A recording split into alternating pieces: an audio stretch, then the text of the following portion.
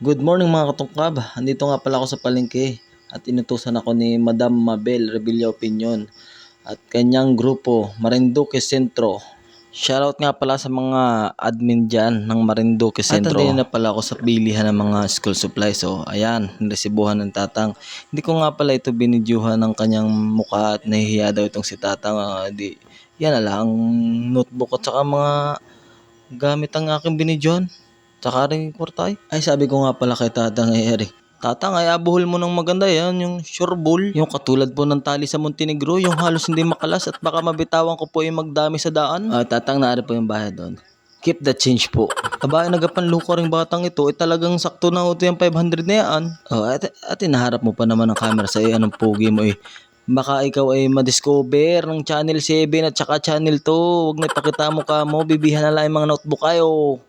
So yung mga katungkab, nirepack na nga pala namin ang mga gamit na ibibigay namin sa mga indigent family, yung medyo kapos sa buhay. 8 pupils nga pala ito. Ayan, may gunting, may crayola, may lapis. So sa kaunting halaga, malaking tulong ito sa inyo. Sana pagbutihan nyo ang pag-aral nyo. Ayan, si Boss Katungkab at medyo nagadrama pa dyan. Ay subukit, ikaw ay apadala ko sa MMK. Pati ang buhay mo ay akwento mo na ata dyan ay. Gapanluko ka eh. So ayan may bag pa yan Sosyal, di ba? Ay narin na naman na ring luko nga rin. Kaya panluko, baka baki ma-discover ay padila-dila pa kaya naman. At tumangan tanata mo. Andi na nga pala ako kay Bro Ala to. Yan, member namin ito sa Marinduque Centro ng Pilipinas. Ari pala ngayon ko lang nalaman na ari pala matakbo ng kapitan. Tama-tama ako din dumiretso at ako magapatulong magbigay na ring mga gamit na ari ayo. Ayan naroon nga ni contestant number 1. Ayan na siya ha. Ay tonto si Nining nagangisi ang dami niya nga bigay sa inyo yan. Ay hala Nining at punta na sa unhat picture ko kayo ni Kagawad souvenir aras ko ito at tubusin mo 50.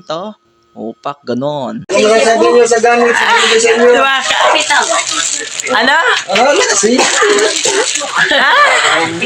Ay, ikaw? Thank you po. Ano? Thank you.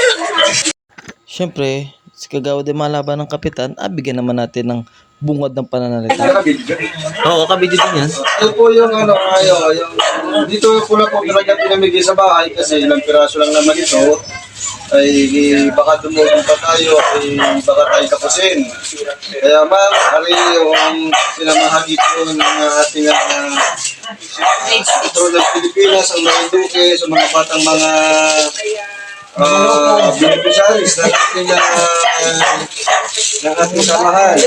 Kaya much better na mas madagdagan pa sa awa ng Diyos at marami pang tumulong sa ating ng mga batang, mga nangangailangan, unang puna sa kanilang pag-aaral para makasagutan ang kanilang pangailangan sa kanilang pag-aaral.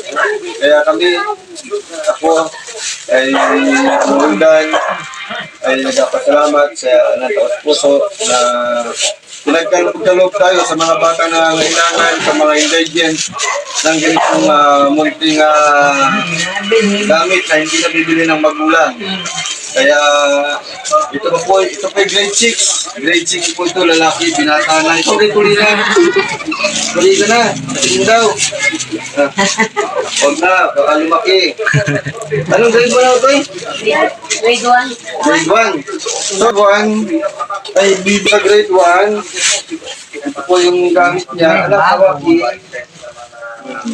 Sila po yung mga beneficiaries ng ating grupo na pagkaluban Marinduque Centro. ng Marinduque, ang Sentro ng Pilipinas. Kaya Ma'am Mabel, thank you sa mga sponsors, thank you. Sana po ay mas madagdagan po. Kaya Ate Mabel po, sa FB page. Samahan ng mas maraming bata ang mas maginabang sa atin. Salamat sa Sentro ng Pilipinas, sa Marinduque, sa ating founder, Ma'am Mabel. Thank you sa mga kasamahan namin ni Sir Wildan na mga kami ay abang tawag sa atin. Sa Mga admin, admin. dyan. Maraming salamat sa tulong ninyo sa mga supporters ng atin, sa mga nagbibigay ng tulong at magbibigay pa. Sana mas hindi lang ito ang ating matulungan, sana mas marinagan pa ang ating mabigyan.